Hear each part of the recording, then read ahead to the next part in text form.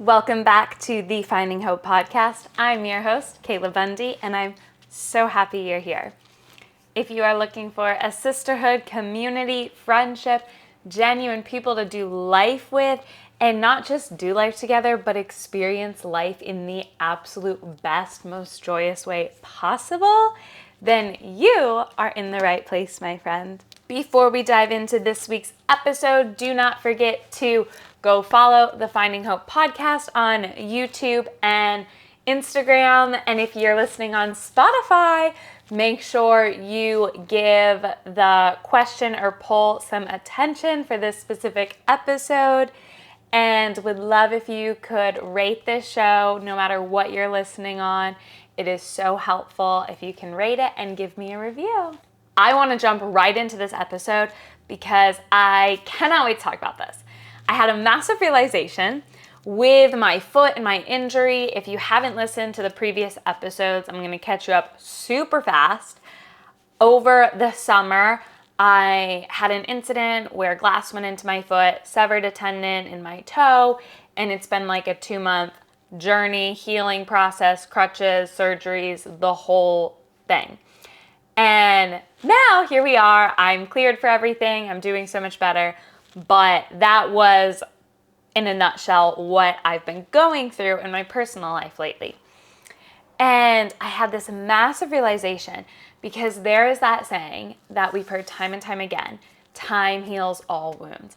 And it is so, so true, my friends.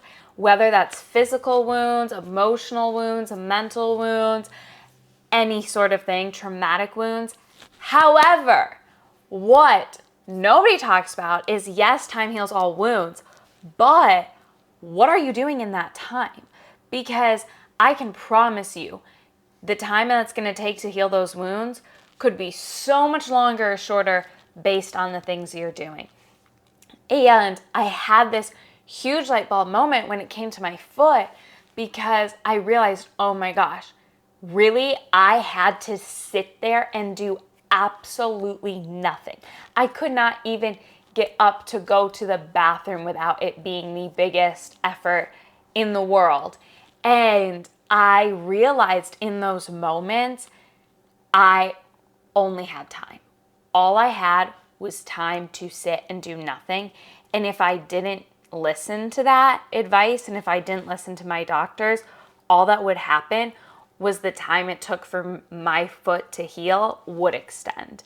And if I was not so strict in the things that my doctors told me I had to do or I could and couldn't do, then I would have to have so much more time to recover. And it made me realize, oh my goodness, yes, this is so true physically, but it is so true emotionally. And I reflected on my first heartbreak because we all know the first cut is the deepest. That song I literally played nonstop after my first breakup, just bawling and being like, first cut is the deepest. I know I can't sing, but it was just so, like, it's funny looking back. But anyways, so I reflected a lot and I realized that time it took for me to heal that emotional wound was so long. And it was an awful, awful journey. And it took so much time. And I was like, what is going on? Because yes, like I was in love for what I knew love to be at that time. But my past relationship was the most in love I've ever been in my entire life. And it was so extreme in emotions, good and bad. It was crazy. It was a roller coaster. Yet, as an adult, leaving that relationship and the time it's taken for me to heal, it's not even comparable to what my first heartbreak was. And in my last relationship, that my heart broke so much more than it ever did in the first relationship or in anything in between. Yet, the healing was drastically different. So that brings me to time heals all wounds, but what can you do in that time and how much time do you have? If you are going through a physical pain, a mental pain, an emotional pain, any sort of thing that you need healing in, I do want you to understand time genuinely does heal that brokenness and what has been damaged. And it might take a long time, and that's okay. I'm just here to hopefully give you things that you can do in the interim that make that time go by either quicker or make that time go by in a way where it's less painful than it could be. Like I referenced with my foot, had I not listened to the doctor and had I just said, you know what, I don't want to sit on my butt for a month straight and not be able to do anything. I'm going to walk in my boot. I'm going to do these things because I technically can. And I'm not going to ice it. I'm not going to rest. I'm going to not go extreme, but if I need to walk to get to the bathroom, I'm going to do that. And if I need to put my foot down to take a shower, I'm going to do that. And there could have been these little holes that were a little bit of a gray area that I could have stepped into and said, you know what, it's not going to make that much of a difference if I put weight on my foot for 2 minutes every day. That could be true to an extent, but also if I don't do those things and if I didn't put weight on my foot for 2 minutes every day, it would probably over time make a big difference in my recovery time.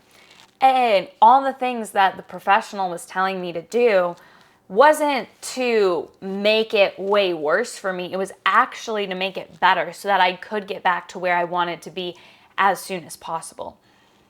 And when it comes to heartbreak, when it comes to trauma, when it comes to broken friendships, broken family dynamics and relationships, and walking away from toxic situations or jobs, friends, there is always different options you have that are in your control. And you can do the things that are going to make it harder in the short term, but way more beneficial in the long term. And there's things you can do that are going to make it easier in the short term, but prolong that healing process probably more than it needs to be, or make it more painful throughout it.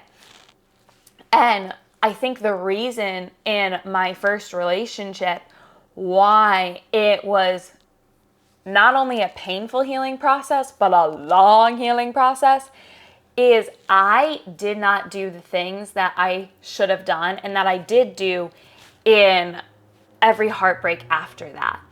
And a big thing I learned was if there's a gray in between area, why even give it any attention?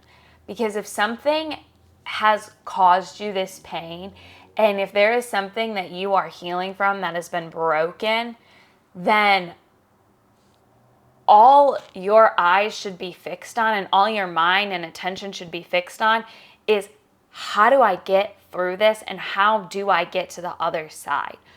And when you're constantly looking back, or every now and then you're turning your head and you're going right back to the thing that caused you that pain or that is going to enable the healing, then that's that gray area where it's really doing absolutely nothing to get you where you actually want to go. Because if you're turning your head back even once or twice, guess what? That's still backwards. That's not forward.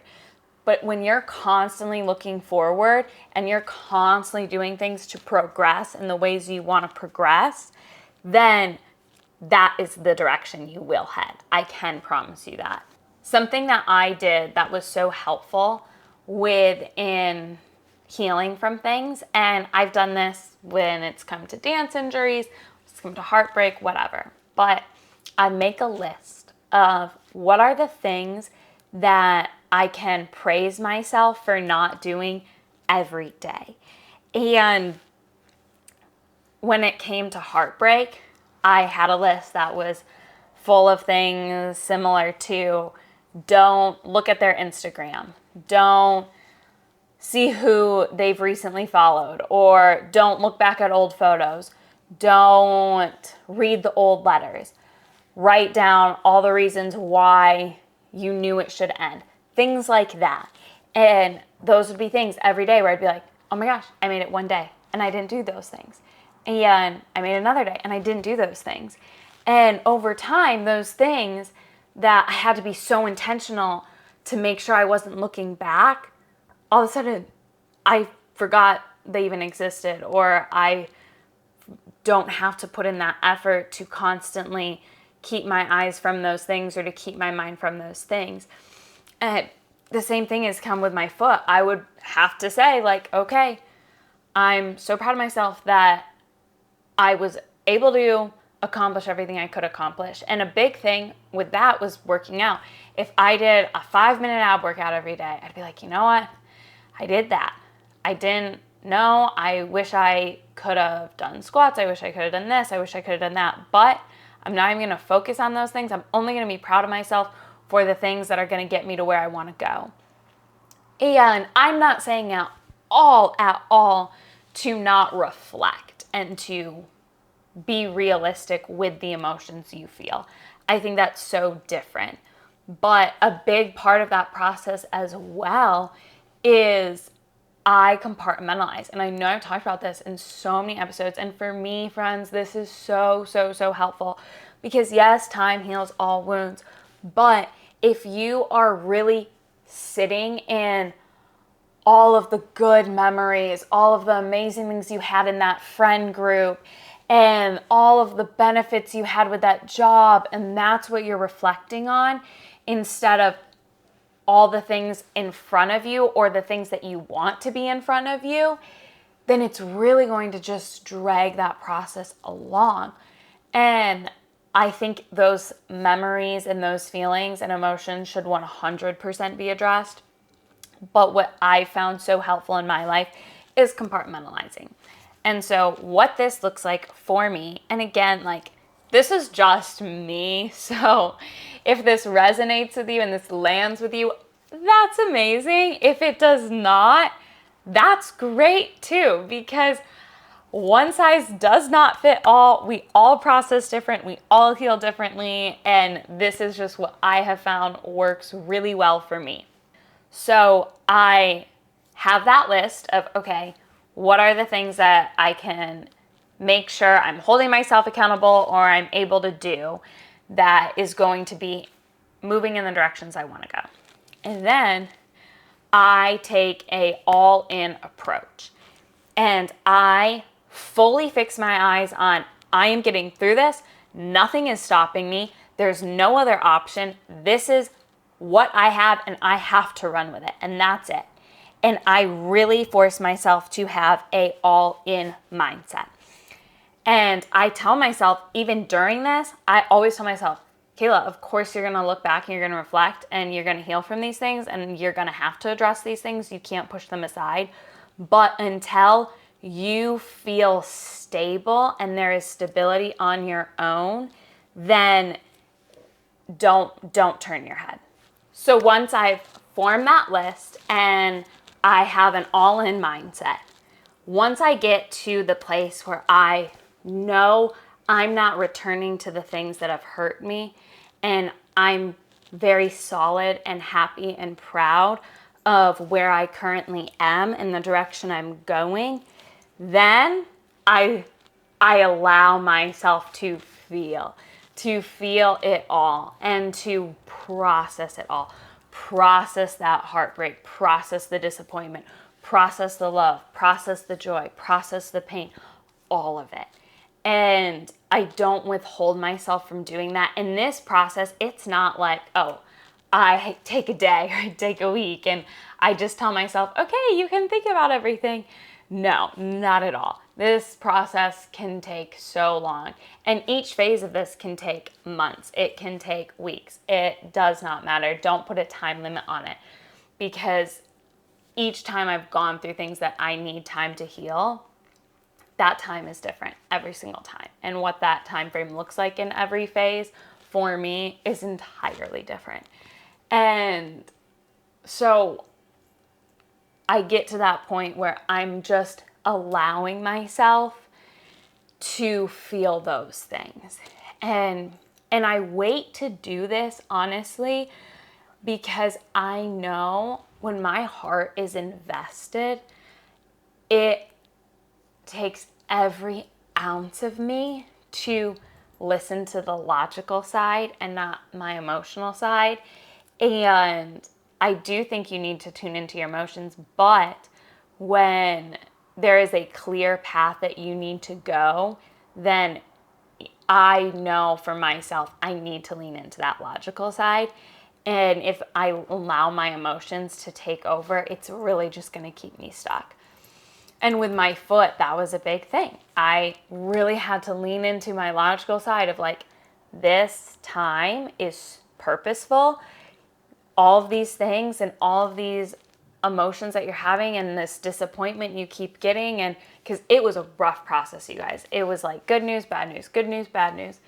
And I couldn't let myself sit and sulk and, oh, poor pity me. And I knew I would feel those emotions. And there was 1 or 2 days I did feel those emotions. But I really had to take the posture of an all-in, moving forward mindset. And then once I was in the clear and I felt good doing that, now when I look back and I process it all, it's an entirely different way, and it's way healthier the way I'm processing my emotions versus had I tried to process it when I was deep in it. And that is why my last relationship and in the way that I've healed from that is drastically different than the first, because in my first relationship, I was trying to process everything in the thick of it. And I did not talk about it. I kept going back to the problem. I kept setting myself up for disappointment, and I didn't make the proactive changes to get to where I knew I would eventually end up. And in this past one, that was not the case. I was so beyond proactive about it. I knew myself well enough and I was self-aware enough, which I think that's a big thing, is being self-aware in knowing, okay, if I see these things, is that going to hurt? If I think about these things, is that going to cut? And if it is, there's absolutely no need for it. There is absolutely no need. I'm such a big person where ignorance is truly bliss. Not in everything, but in the things that hurt and cut you, that you are moving past and moving from, ignorance is bliss, my friends. So during the processing, it sometimes takes years still for me.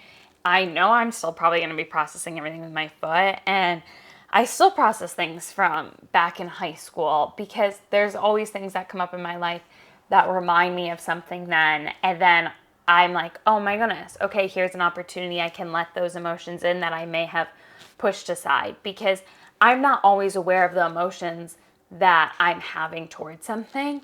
And I've noticed over time, me just allowing those emotions in, sometimes they come, yes, but other times it might be months, and then something comes up and I'm like, oh my gosh, I didn't realize I never processed that, and now I have the opportunity to. The last thing I want to touch on is coping with unresolved wounds, because it can be a lot easier when there's closure from things, when I get the clearance from the doctor, when there's a set, okay, this is what's happened, now I just have to kind of deal with it, and this is where I'm going.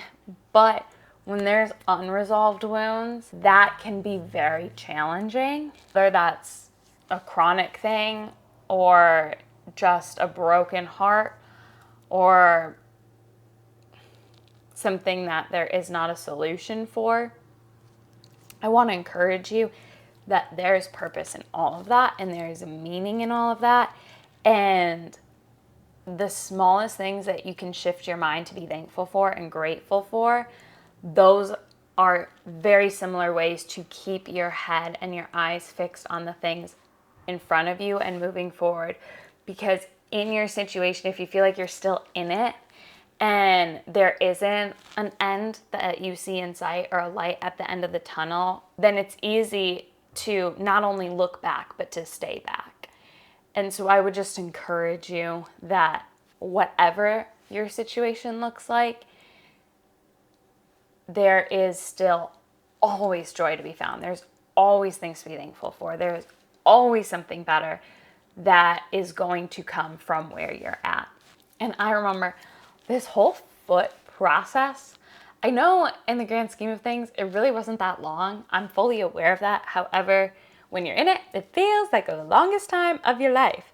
But it stripped me down so much to a point where I was solely left with finding gratitude in the smallest things. And I remember the day that I was able to carry a glass of water from the counter to the seat or the chair was monumentous in my mind, because it was something I hadn't been able to do. And when I started shifting my mind into viewing all the things that I could do as such blessings, because when I compared what I could do before the injury, all I was upset, I was frustrated, and I was really discouraged. But when I started comparing what I could do to all the things that I wasn't able to do in the injury, that shifted my mindset. And I was like, whoa, like I was able to drive a car, and I was like, oh my gosh, like I can still do that. And the things that I could do became huge. And no matter how small they were, the impact was great once I shifted my perspective into purpose and thankfulness and gratitude and joy. I want to leave you knowing that time can be a powerful healer, and it is a wonderful healer, but it requires active engagement and active mindset and tips to move forward.